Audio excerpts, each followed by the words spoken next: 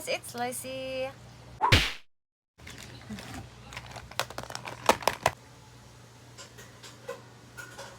I have a question. Ako lang ba? Yung mabilis man ako sa bango. Pero sana kayo din. Kasi ang dami-dami ng pabango dito sa bahay pero walang nagtataglas sa ilong ko. Maliban sa niregalo sa akin ni Earl. Yung perfume na yon, pangarap ko na talaga na magkaroon ako ng college pa lang ako. Pakita natin. Wait lang. Kasi baka... Wait lang.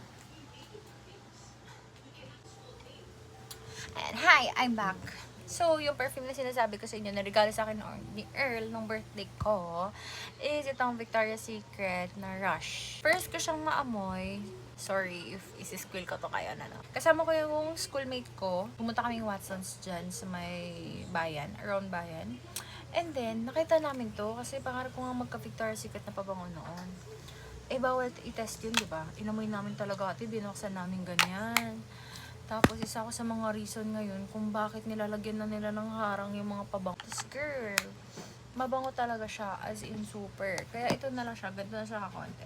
But, there are times na nag-aamoy alcohol siya sa ilong ko at hindi ko na siya gustong spray sa katawan ko. Ganon, like, Also, may mga kulong dito sa bahay na di ko naman alam, kung bagay ba sa akin yung amoy or something. Kung mahilig ka mong pabango, then stay here. I need your help. So, isa sa mga essential talaga bilang tao ay ang magpabango sa everyday life natin sa buhay. And if you guys have any recommendation, huwag naman yung mahal.